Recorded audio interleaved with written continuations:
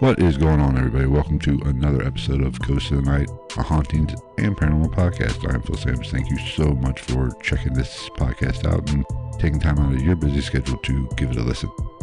We've been covering demonology here the past few episodes, and this is not the final one. I'm sure I'll cover it more in the future, but I just kind of wanted to give a review and get down to the basics, because we've covered a lot of information over the past couple episodes. So this is what this episode is going to be about, just a general review of what to do, what to expect, and how to hopefully solve the problem that you may be having if you have some sort of demonic activity going on in your home or in a location where you happen to be. So let's go ahead and get the podcast started. Ghost in the Night with Phil Sams.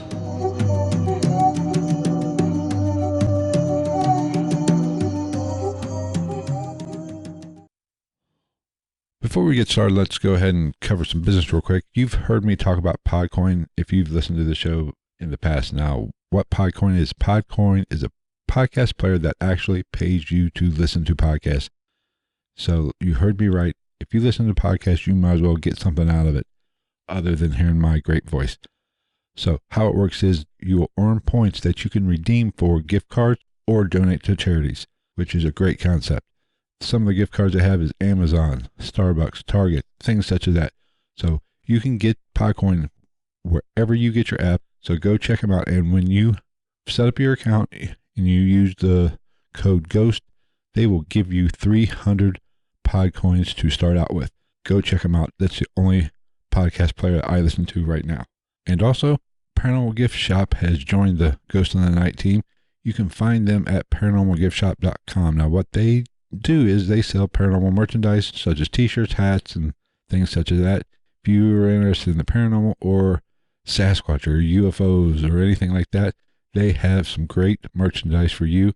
And as a special gift for my listeners, if you use the code GNP10, you will get 10% off your purchase. So go check out paranormalgiftshop.com.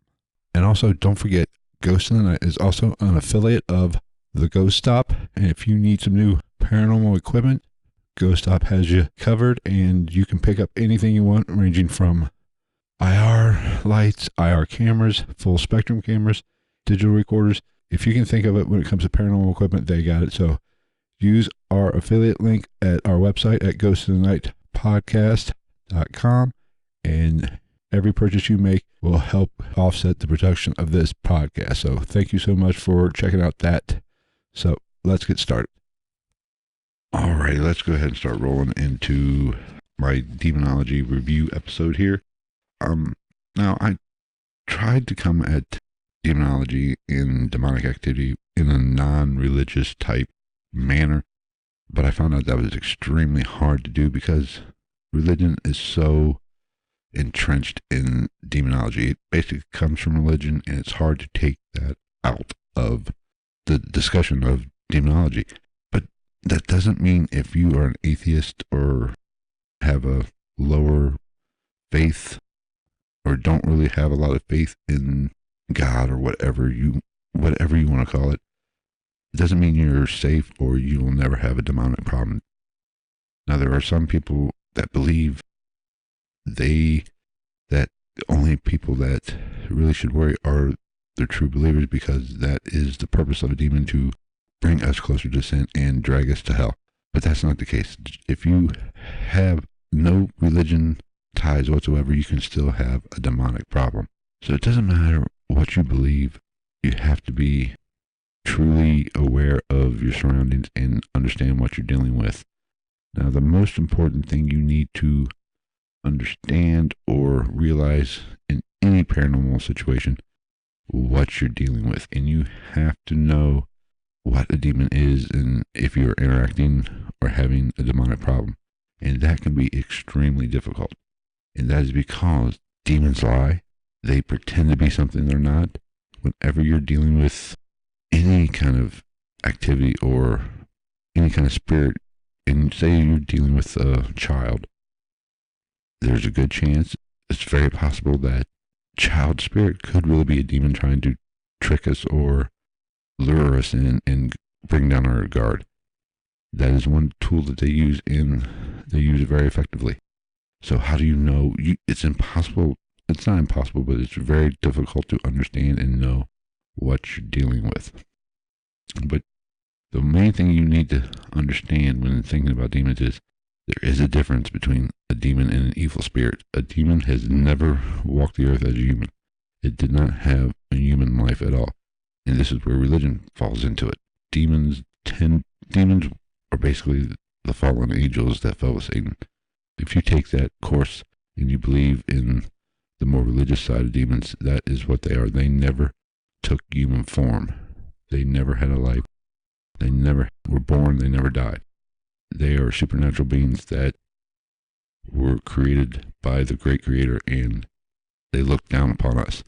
That is what a demon is. Now, you can have an evil spirit that has just not crossed over. And I've joked about this in the past, everybody has a bad day, and some people are just assholes. So you have to know whether you're dealing with an evil spirit or somebody or a spirit that is just pretty much, for lack of a better word, a dick, or you're dealing with a demon. Because they are two entirely different things. That is job one, whether you're a paranormal investigator or having activity in your home. You have to know what you're dealing with. Now, if I'm being honest, you'll never truly know. There's no 100% way to tell. I'm sorry, there just isn't. You have to be conscious of what you're dealing with, and it is a constant struggle. And you always have to keep your guard up, no matter in any paranormal or poltergeist activity. You have to keep your guard up. Now, there are some investigators, and not most, but a lot of religions believe that everything in the spirit world that we deal with in the paranormal field is a demon. There's no such thing as an evil spirit, because our souls go one or two places and that's it. I don't personally believe that. I think that's a load of shit, but more power to them for believing it. I think there is a spirit world that when we pass away, we go into that field or that realm or whatever you want to call it. So, but my point is, you have to know what you're dealing with. Now, when you think you're having some sort of demonic or just any kind of haunting, like I said, you have to know what you're dealing with. But I come from the stance of, prepare for the worst, plan for the best, prepare for the worst. So you have to kind of keep your mind open and know that there's a chance that this shit could go wrong, and you could be actually dealing with a demon or whatever, and you have to protect yourself in that manner. So you need to stay vigilant and really focus in when you're having some sort of activity, and be observant and write things down, take notes, get a digital recorder, document as much as you can, and try. It's basically putting a puzzle together. The only way to do it is to document as much as you can and review that evidence and analyze every situation to know exactly what you're dealing with when it comes to any kind of paranormal activity, any kind of haunting that you're having. Next thing I want to talk about is basically the signs of a demonic entity in your home or in a location. And this will really explain what I'm talking about here, because a lot of these signs that I'm going to talk about here are going to sound really familiar. And this is part of the reason why some people believe that there is no difference between a demon or a ghost. Everything's a demon. And okay, so let's get to the signs.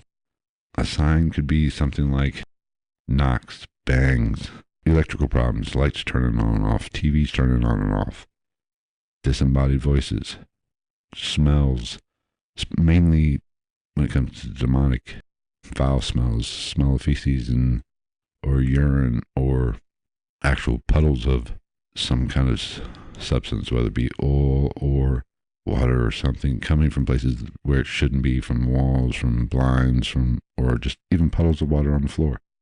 All those are signs of a demonic activity. Now, if you've watched any kind of paranormal show or any kind of ghost entertainment show or whatever, those are pretty much common in every hauntings. And I can understand why some people or some religions believe that every haunting is a demon trying to possess or oppress us. But you need, like I said earlier, my personal belief is that's not the case. Not every little thing. There is two different worlds.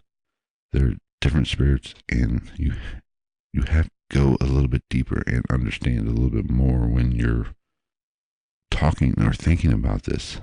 I mean, odds are you might be dealing with a demon, but you might not. When I'm thinking of it, there are some definite clues to know when you're dealing with a demon. Now, the typical knocks and bangs and all that, you're going to get that. You can get that in any home, not even a home that has activity. Houses creak. But things like the smells, if you're dealing with having activity and you're getting really foul smells and you can't find the origin of that smell, that is a strong indication. Listen to, and this goes back to, get a recorder and listen to it. Listen to what the disembodied voice or the EVP is saying, the context of it. It could be really sinister, or they could actually come right out and tell you what their purpose is or what they want or what you're dealing with. Now, this is really where I feel you can make some strides in finding out or understanding what you're dealing with, and this is what I use personally. We are our own best paranormal equipment. Trust your gut. If you feel that you are dealing with something non-human or something that is demonic, odds are you probably are. Trust yourself. Trust your gut. If every location, every room has a certain kind of energy, and if you feel that you are dealing with it, then you are dealing with it. It's that simple. Prepare like you are. Then maybe you could be wrong. It's very possible, but prepare like you are dealing with a demonic entity. There's one more thing that I want to kind of talk about when it comes to knowing that you're possibly dealing with a demonic type situation. And it kind of goes along with trusting your own gut, but pay attention to your dreams. If you're starting to have darker dreams or even nightmares, that is good indication that you or something is trying to communicate with you, or something in your surroundings is more darker. Listen to your dreams. Now, take all this evidence and form your own opinion.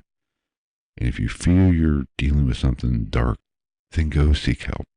Or if you're a paranormal investigator and you're not going to have the dream because you're not going to do much sleeping at a location, you need to trust your gut. If you're feeling like you're dealing with something that is a little darker or even demonic, don't be the hero. Reach out and find somebody that might have a little bit more experience than you. Get help in any aspect, whether you're the investigator or the person living at the location.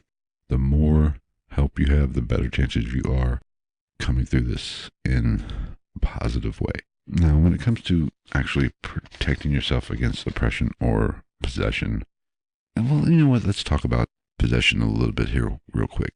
If you listen to religion in the church, and Reverend Connell, we discussed this a little bit in our interview, we have, in today's society, we are more educated when it comes to mental health. And a lot of the same signs and symptoms of possession can be related to mental health issues. Not saying that, and even Reverend Connell talked about this, that even the Catholic Church, who is, kind of the go-to standard of exorcisms, they don't have a monopoly on the situation, but they are the go-to standard, and they probably know more about it than anybody else because they've done a lot more work in it. That's my personal opinion, but whatever. Even they feel that, and I should have wrote this down, but I didn't. A small percentage of what they look at is actually possession. They have accepted the mental health issue, and because a lot of the signs, like I said, are similar. So if you are having a demonic, or you feel you're having a negative entity in your home or in location, or you feel you're being oppressed or whatever, it could just be something in your head. It could be a mental issue, or the person you're helping could have a mental issue. And Reverend Connell talked about this. You need to have a team. And in today's world, you need to have an expert in demonology, an expert in the paranormal, and and it doesn't hurt to have somebody with a medical background on your team. You need a team. You don't want to go at this alone per se, when especially if you're dealing with something that might be a little darker or even demonic. But you have to educate yourself on the mental issues of it, because those lines are so close and so paralleled. And there's no shame in it whatsoever. If we all have some issues or some things that we don't deal with particularly well, I do, everybody does. And those signs can also manifest as something that could represent some kind of demonic activity. So just keep that in mind when you think you might be dealing with, a demon. Now, like I said, let's talk about the protection. I'm a firm believer in strength. Strength is really the most important part of the whole thing. You have to be strong, and I'm not talking about being able to bench press 500 pounds. No, I'm talking about mental and emotional strength. You have to be up for the challenge. I come from the sports background, from my much younger days. Athletes, before a game or whatever they get up for, they get jacked up, whatever you want to call it. You almost need to, and you need to do the same thing. You need to be mentally strong. You need to be prepared. When I go out on investigations, I don't just, let's go today. No, I, try to mentally prepare myself because I know there could be a chance. There's always that opportunity that I could run into something that I'm not really sure what it is, or could be a little darker, or could be even demonic. There's always the opportunity. There's always that chance. So be prepared for what is the best. It's the best way to approach it. Have mental strength. Know that you are strong and you can overcome or pass. You can handle anything. That is really what you need to focus on and do, essentially. Now, a lot of religions believe in using holy water, crucifixes, or rosaries, or some kind of religious artifact or something like that to really help with pushing or controlling the demonic spirit. Now, I'm not going to say that's wrong, but what I will say is it's their faith that is helping them, or what's making them strong. That strength might not necessarily be in that object or item. That strength is in their faith, and that faith is what gives them the strength. So it's all about strength. And I talked about this with Reverend Connell. You really need to think of a demonic spirit as, an evil entity, or I use the word bully. You need to stand up for yourself. You need to be prepared to fight. They will come after the weak, and they feed on fear. They feed on weakness. They feed on that. That'll make them stronger. Any demonologist will tell you a person's fear will only make them or the demon stronger. You need to be strong. You need to have conviction. You need to have faith. And you need to project that strength. So whatever it is, if you're not a religious person, you could be thinking, oh shit, I'm screwed. No. Whatever brings you strength, or whatever brings you peace of mind, whatever brings you comfort, that is what you draw your strength, or draw your positivity from. It's pretty much that simple. Is that an end-all cure? No. But that will put you in the best possible chance of having some sort of peace of mind, some sort of victory, some sort of strength over this particular situation that you might find yourself in. But, just the best advice I can give is to really just stay mentally alert. If you think you're dealing with something you can't handle, go get help. Draw on that strength. And if you still are feeling like, oh shit, I'm in way over my head, then you need to find somebody to help. Reach out to the church. There are a ton of paranormal investigating groups out there. Now, if I'm being honest, there are some just weekend warriors that watch the shows that think it's cool, and that's what they're doing. And it's almost impossible to know the difference, but you need to be alert and talk to these people. I'm not saying all of them are like that. There are some out there that are really experienced and really know what they're doing. Try to find somebody or a group in your area that can really help. There's all kinds of people like Reverend Connell that can actually help you with that situation and put you down the right path or give you some peace of mind. Because not every bang or flicker of the lights means you're dealing with a demon. It doesn't even mean you're dealing with a spirit sometimes. But if you feel you're over your head, prepare for the worst, hope for the best. Get the help, reach out to people, and get somebody that has more experience in this field than you do. I'm not an expert, and if I get in over my head, I know I would reach out and find somebody who can help and give me advice. You should do the same thing. If you have an experience and you think you can deal with it, you can try to deal with it. Or as soon as that point comes to where you think things are getting worse or escalating, go get help and go try to find somebody that can help. There's no shame in that. Just be aware. Just be aware of what you're dealing with and keep an open mind, and hopefully things will come through and you can get that help you need or get that reassurance that you're not dealing with something that is overwhelming or negative or evil. That is going to wrap up this episode.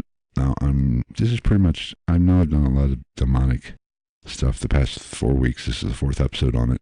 I'm not abandoning it by any stretch, but I'm going to move on to some different topics, other paranormal topics here in future weeks, but I will come back to this. There are some other things I want to kind of talk about when it comes to demons, but I do want to kind of get back into some other paranormal stuff coming down the road. I've gotten a few interesting emails here lately of people with problems, and I want to they have inspired some topics that I want to talk about, and I'm thinking next week is going to be one of those topics, and that is, what role does the mind play when it comes to paranormal activity? It's going to be, I got to do a lot of research on it, and hopefully it'll be next week. Like I said, there's a ton of research that I want to do, and I don't want to come in half-assed with it, but that is definitely going to come in the next couple of weeks, hopefully next week. Don't forget, you can follow us on Twitter at @night_ghost. I would love to hear from you. If you have a problem or have an issue or have some kind of activity, you can reach out there. You could also send us an email at gitnpodcast@gmail.com. That is a great way to get a hold of me. If you have a question or if you have a story you want to share, reach out at either one of those places. We do have an Instagram at @night_ghost_podcast. We have a Facebook at Ghosts in the Night. We post some stuff there. That is another great way to get in touch and reach out. Don't forget, you can head on over to ghostinthenightpodcast.com. That is where you can get all the show notes for this particular episode or past episodes. All of the other episodes are there. And also, we have a Spreadshirt shop that you can get a link to there where you can pick up a Paranormal Podcast t-shirt. We have several different designs. I would greatly appreciate that if you would head on over there, check it out. And if you see something like, go ahead and pick one up. That'll help with the production cost of this podcast, because it ain't free by any stretch of the imagination. It does cost to produce this podcast. And if you want to help out, that's a great way to do it. We also officially do have a Patreon account. If you want to become a patron of the podcast, we have 2 tiers right now. And just, this is the first time I've even mentioned it. I've been working on it. Basically, that way that's going to work. The first tier, $2, whatever, gets you completely ad-free. If you've listened to this podcast like you are now, you understand and know that there are, some ads in it, pre and post, and I do some host reads type stuff in the beginning of the podcast. That every patron will get a completely ad-free video version of it. I'm putting pretty much all the video of the podcast up on Patreon, but it's ad-free. You don't have to listen to any of the pre-rolls or the host reads. It's just pretty much all content. Now, there's another tier I've put on there that you can, we're going to do some other stuff, like maybe some live stuff, recordings. Just head on over to Patreon. It explains it a little bit better. So that is another way, if you want to help with the podcast and show your support, go ahead and become a patron of the podcast. head on over to ghostofnightpodcast.com, the website for the show, and I'll have more information there. Like I said, it actually is up and running, but I'm still working on it, so I wasn't even going to mention it today, but I did because, I got excited. That's going to wrap up this episode. I really hope you enjoyed it. If you have a question about demons, or you have a suggestion for a place you want me to talk about, or a topic you want to talk about, reach out at any of the social media sites, at the website, whatever. We'll see you next week, and take care, everybody.